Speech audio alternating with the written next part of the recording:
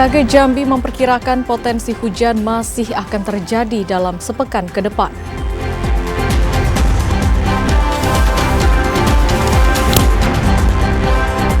Dermaga bongkar muat Tanggo Rajo Ulu, Kabupaten Tanjung Jabung Barat, ambruk.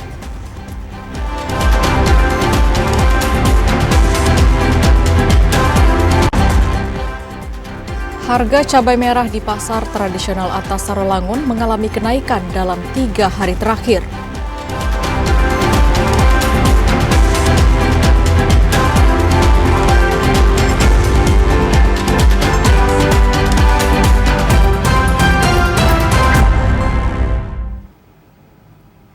Assalamualaikum warahmatullahi wabarakatuh. Selamat sore saudara. Senang sekali kami dapat kembali menyapa Anda dalam Jambi hari ini, edisi Minggu 7 September 2025. Ya, selain 3 topik utama tadi, tim redaksi kami juga telah menyiapkan sejumlah informasi penting dan menarik lainnya untuk Anda. Bersama saya Septinita. Dan saya Chandrika Divani, inilah Jambi hari ini selengkapnya.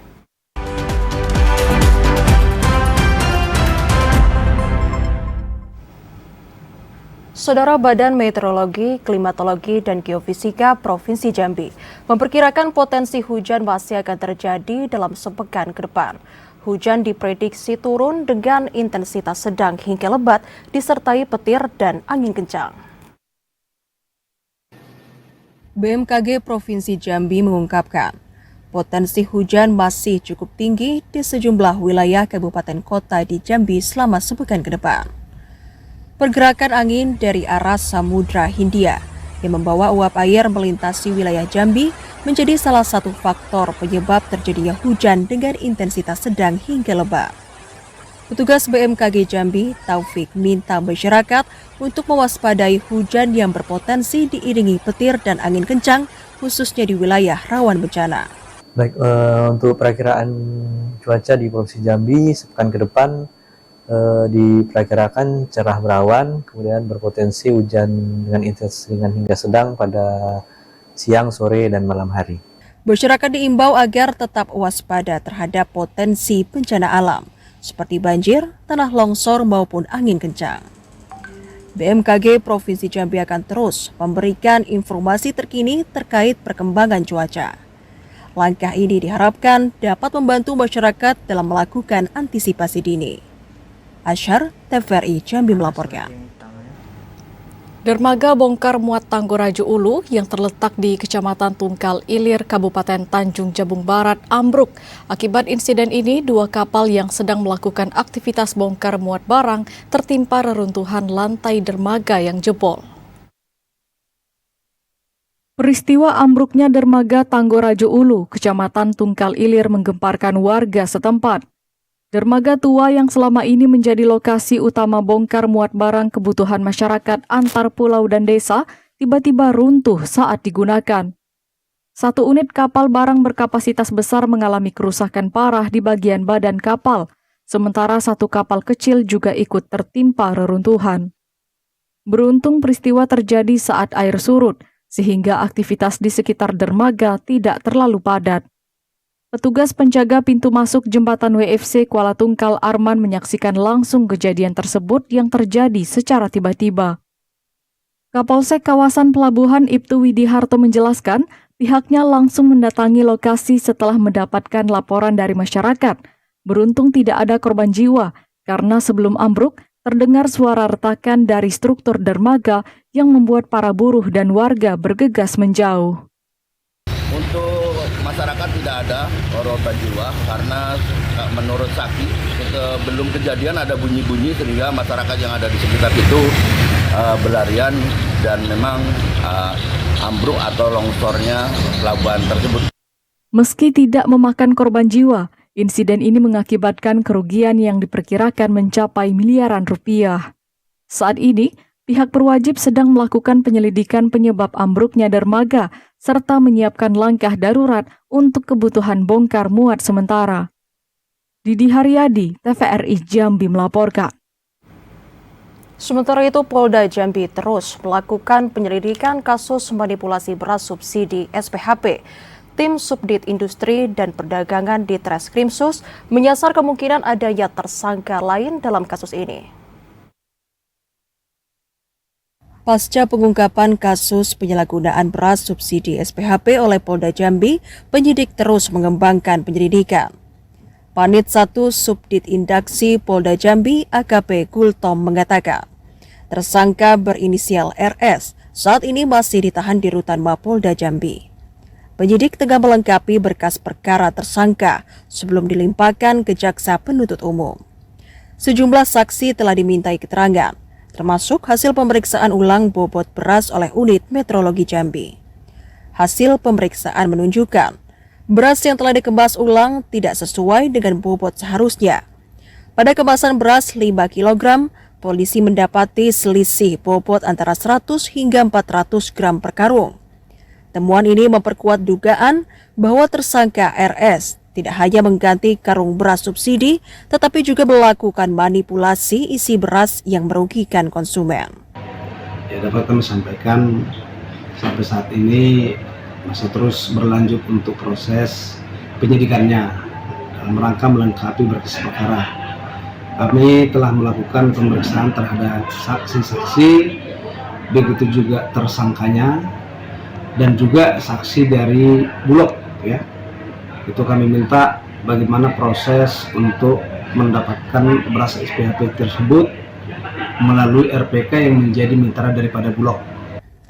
Atas perbuatannya, tersangka dijerat pasal 62 ayat 1 Undang-Undang Nomor 8 Tahun 1999 tentang Perlindungan Konsumen. Tersangka terancam hukuman penjara maksimal 5 tahun dan denda hingga 2 miliar rupiah. Asyar, TVRI Jambi melaporkan. Tingkat inflasi Provinsi Jambi pada Agustus 2025 mencapai 2,76% secara year on year. Angka ini lebih tinggi dari bulan sebelumnya dan melampaui target yang ditetapkan Bank Indonesia. Badan Pusat Statistik Provinsi Jambi merilis data inflasi bulanan untuk Agustus 2025. Dari data yang ada, inflasi bulanan Provinsi Jambi tercatat sebesar 0,05%. Sementara secara tahunan atau year on year, inflasi menyentuh angka 2,76%.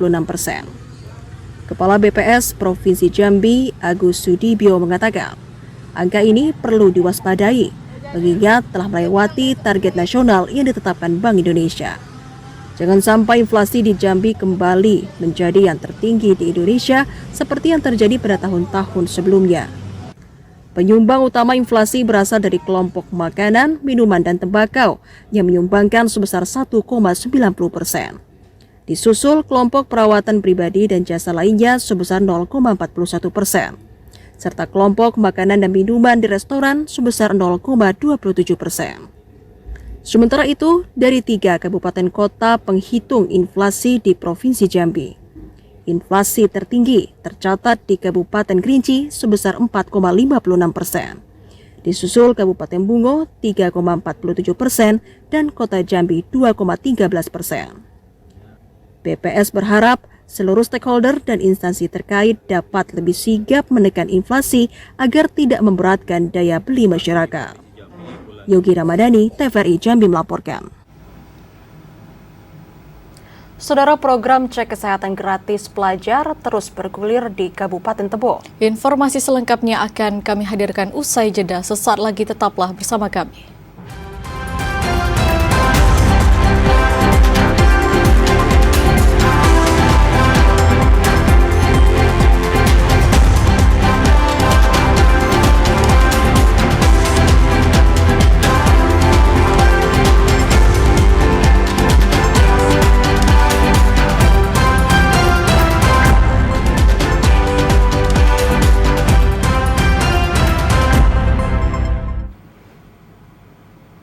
Saudara, Anda masih di Jambi hari ini.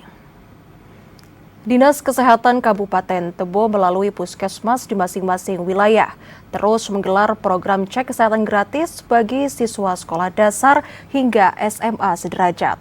Program ini merupakan upaya deteksi dini untuk meningkatkan kesehatan pelajar. Guna meningkatkan kesadaran kesehatan sejak dini, serta mencegah penyakit dan komplikasi yang lebih serius, Dinas Kesehatan Kabupaten Tebo melalui puskesmas di wilayahnya aktif melaksanakan cek kesehatan gratis bagi para pelajar. Saat ini, pemeriksaan kesehatan baru berjalan untuk tingkat sekolah dasar, namun akan dilanjutkan secara bertahap hingga ke jenjang SMP dan SMA. Kepala Dinas Kesehatan Kabupaten Tebo Dr. Yana Elizabeth mengatakan, program ini akan menjadi agenda berkelanjutan di semua jenjang pendidikan. Cek kesehatan dilakukan langsung oleh petugas medis dari puskesmas. Untuk siswa sekolah dasar, pemeriksaan meliputi kesehatan gigi, mata, telinga, status gizi, tekanan darah, gula darah, TBC, serta edukasi reproduksi untuk siswa kelas 4 hingga 6. Untuk tingkat SMP, pemeriksaan meliputi deteksi anemia, hepatitis B dan C, imunisasi HPV untuk siswi, serta screening kesehatan mental. Sedangkan untuk SMA, fokus pemeriksaan pada anemia remaja putri, serta edukasi kesehatan reproduksi. Intizam TVRI Jambi melaporkan. Hingga saat ini, pemerintah Kabupaten Sarolangun masih menunggu petunjuk teknis dan mekanisme pelaksanaan program makan bergizi gratis dari pemerintah pusat. Program Makan Bergizi Gratis atau MBG merupakan salah satu program prioritas pemerintah pusat di era Presiden Prabowo Subianto dan Wakil Presiden Gibran Rakabuming Raka. Namun hingga memasuki pekan pertama bulan September 2025, program tersebut belum terrealisasi di Kabupaten Sarolangun. Bupati Sarolangun, Hurmin, mengatakan pihaknya masih menunggu informasi resmi terkait teknis pelaksanaan dan mekanisme program MBG dari pemerintah pusat. Untuk mendukung percepatan penyelenggaraan program ini, Pemkab Sarolangun telah membentuk Satgas serta melakukan rapat koordinasi secara tatap muka maupun melalui media komunikasi lainnya. Selain itu, Pemda juga sudah menyiapkan berbagai kebutuhan yang menjadi kewenangan daerah. Di antaranya pendataan calon penerima manfaat program MBG yang meliputi peserta didik dari jenjang PAUD, SD, SMP, SMA, pendidikan keagamaan, pendidikan khusus, pesantren, serta ibu hamil, ibu menyusui, dan anak balita. Kriteria MBG ini memang kita sama-sama tahu, yang ngolahnya sekarang kan susah saya nyebutkan seperti apa. Kita juga tidak tahu juga sampai sejauh mana gitu. Nah seharusnya kan kalau memang ADO itu dilibatkan gitu, itu kan jelas itu mengarahnya kemana. Berarti sejauh ini pemerintah daerah sendiri masih... Nah kita masih nunggu lah, nunggu seperti apa. Artinya pemerintah daerah belum tahu Bang ya? Tahu, cuman ya kayak mana lah. Nah maksudnya progresnya Pak? Progresnya yang sampai sejauh mana kita sampaikan. Pemkab Sarolangun berharap pelaksanaan program Makan Bergizi Gratis segera berjalan dengan tepat sasaran, sehingga memberikan manfaat nyata bagi peningkatan kesehatan dan kesejahteraan peserta didik maupun masyarakat secara umum. Edi Kusnadi, TVRI Jambi melaporkan. Saudara pemerintah Kabupaten Batanghari menargetkan program replanting atau peremajaan lahan perkebunan kelapa sawit seluas 3.000 hektar dapat terwujud pada tahun 2025. Kepala Dinas Perkebunan dan Peternakan Kabupaten Batanghari Mara Mulyapane mengatakan, hingga saat ini sudah ada sejumlah kelompok tani yang mengusulkan untuk melakukan replanting atau peremajaan lahan sawit. Total lahan yang sudah di-replanting saat ini mencapai 2.000 hektar. Para petani juga sudah mulai mencari bibit sawit unggul untuk meningkatkan produksi dan kualitas tanaman. Pemerintah menargetkan seluas 3.000 hektar dapat direjuvenasi pada tahun ini. Para petani, terutama yang tanamannya sudah berusia di atas 25 tahun, diimbau untuk segera melakukan peremajaan agar tanaman lebih produktif dan berkelanjutan. Sementara itu, dengan capaian replanting yang telah mencapai 2.000 hektar, pemerintah optimis target 3.000 hektar dapat terrealisasi. Program ini diharapkan mampu meningkatkan produktivitas perkebunan sawit di Kabupaten Batanghari sekaligus meningkatkan kesejahteraan petani. Ade Juniawan, TVRI Jambi melaporkan. Pemerintah Kota Jambi akan merevitalisasi Taman Remaja menjadi destinasi wisata berkelas nasional. Kawasan ini dirancang menjadi ruang rekreasi modern yang melibatkan UMKM dan anak muda. Wali Kota Jambi, Maulana, meninjau langsung kawasan Taman Remaja yang berada di sekitar Tugu Krisi Ginjai, Kecamatan Kota Baru. Taman yang sudah lama menjadi ruang publik ini akan diubah menjadi alam terbuka hijau dan kawasan rekreasi modern. Revitalisasi akan melibatkan peran aktif masyarakat, terutama UMKM dan generasi muda. Pemerintah akan menyediakan berbagai fasilitas seperti jogging track, area sepatu roda, hingga ruang untuk pelaku usaha mikro kecil menengah. Revitalisasi akan dilakukan dengan tetap menjaga keasrian taman. Pembangunan hanya akan menambah fasilitas yang tidak mengganggu pepohonan yang telah ada. Kita ingin membangun suasana yang lebih bisa dinikmati oleh seluruh masyarakat, sehingga pagarnya sudah kita buka. Kemudian di dalam ini kita berkeinginan ada jogging track, kemudian ada lokus untuk UMKM, ada juga jembatan yang artistik, dan ada keinginan dari para pencinta sepatu roda untuk menjadi arena. Diharapkan masyarakat dapat turut mendukung upaya pemerintah dalam membangun Kota Jambi, khususnya dengan menjaga keamanan dan kenyamanan kawasan taman, sehingga lebih banyak wisatawan yang berkunjung ke kota ini dan berdampak pada peningkatan perekonomian masyarakat. Joko, TVRI Jambi melaporkan. Saudara, usai jeda kami akan kembali dengan sejumlah informasi lainnya. Di antaranya Gubernur Jambi resmikan Pondok Pesantren Seberang Sirojud Tolibin.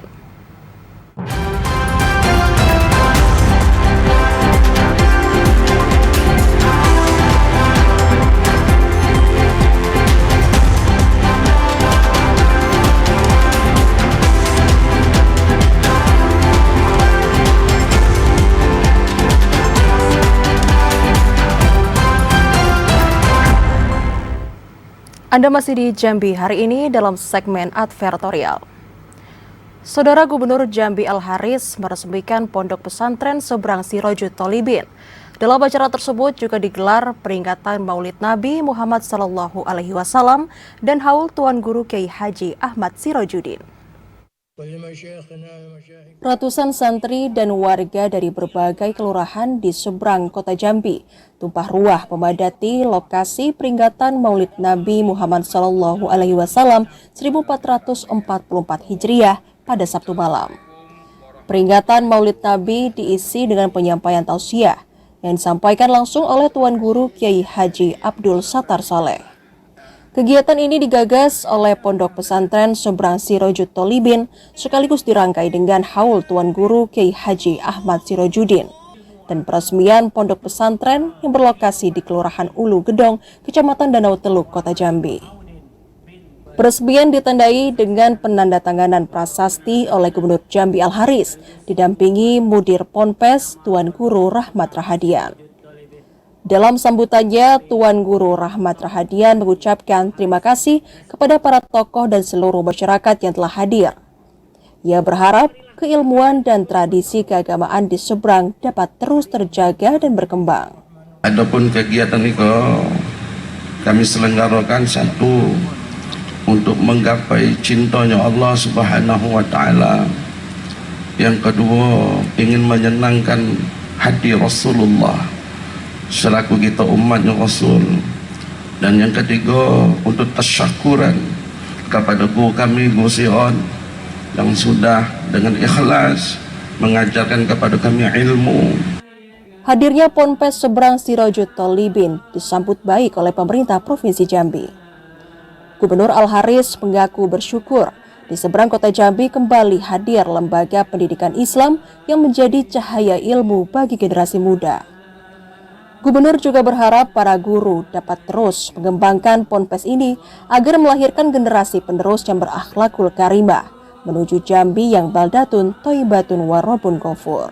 Adinda kami Guru Yan, terus kembangkanlah pondok ini dengan baik, sebab banyak sekali kita butuhkan anak-anak muda kita ini yang ke depan harus kita siapkan pewaris kita kelak, pengganti kita ke depan sebagai ulama-ulama kelak yang terus menyambung daripada sanad kita ke depan tentunya. Acara yang penuh hikmah ini juga diisi dengan lantunan ayat suci Al-Quran, pembacaan Maulid Nabi, Mahalul Qiyam, hingga tradisi cukuran sebagai bentuk syukur. Azam Afnan, TVRI Jambi melaporkan. Rutan kelas 2B Kota Sungai Penuh over kapasitas, petugas memaksimalkan seluruh blok. Informasi selengkapnya akan kami hadirkan usai jeda, tetaplah di Jambi hari ini.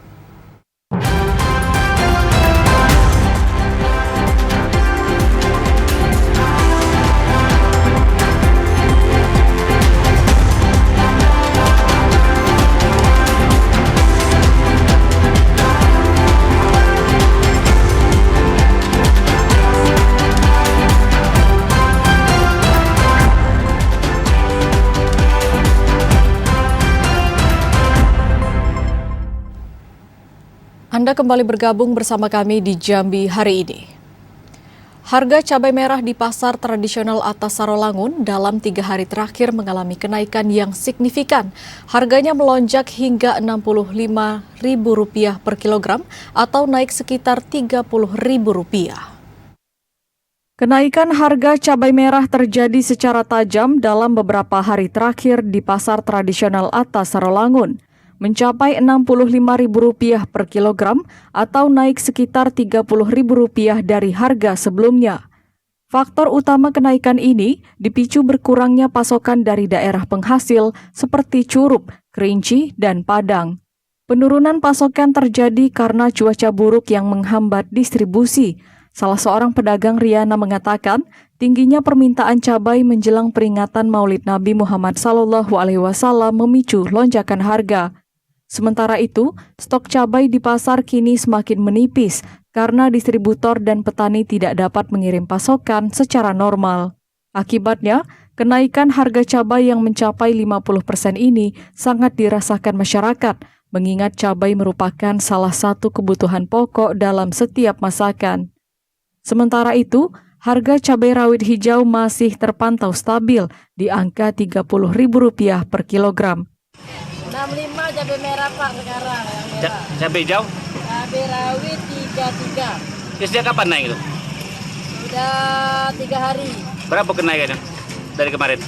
Kalau 1 minggu kemarin jual masih 38. Ini kencang naiknya ya? Iya. Ini barang dari mana, Pak? Ini barang Curup. Para pedagang berharap harga cabai merah dapat kembali stabil dalam waktu dekat, sehingga daya beli masyarakat tidak semakin menurun. Edi Kusnadi, TVRI Jambi, melaporkan. Beralih ke informasi lainnya, kondisi rumah tahanan negara kelas 2B Kota Sungai Penuh saat ini mengalami over kapasitas. Untuk mengantisipasi hal tersebut, pihak rutan memanfaatkan seluruh ruang blok kamar tahanan agar warga binaan tetap dapat terlayani sesuai aturan yang berlaku. Rutan kelas 2B Kota Sungai Penuh sebenarnya hanya memiliki kapasitas untuk 95 orang tahanan. Namun saat ini jumlah penghuni telah melampaui batas mencapai 234 orang.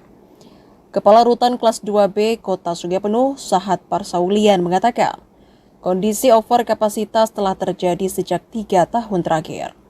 Untuk menyiasati hal tersebut, pihaknya terpaksa memaksimalkan penggunaan seluruh blok kamar agar seluruh warga binaan dapat ditempatkan secara manusiawi dan terlayani sesuai standar. Di tengah kondisi terbatas, pihak rutan juga mengoptimalkan program Kementerian Hukum dan HAM seperti pemberian remisi khusus maupun remisi dasawarsa untuk mengurangi jumlah penghuni secara bertahap. Terjadinya over kapasitas di Rutan Sungai Penuh, setelah kita lihat data, itu terjadinya lonjakannya itu kurang lebih di 3 tahun terakhir. Jadi sudah ada terjadi over kapasitas di atas 100%. Yang kapasitas awalnya 95 orang dan saat ini, hari ini total yang menghuni di Rutan kelas 2B Sungai Penuh 234 orang. Menghambat pada prinsipnya untuk pelayanan kita baik perawatan tahanan maupun pembinaan narapidana tidak menghambat karena kita berupaya semaksimal mungkin untuk memanfaatkan segala sumber daya yang ada. Hingga kini Rutan kelas 2B Kota Sungai Penuh telah mengajukan permohonan lahan tambahan kepada pemerintah daerah. Hal ini diperlukan mengingat rutan tersebut merupakan satu-satunya yang menampung tahanan dari Kota Sungai Penuh dan Kabupaten Kerinci.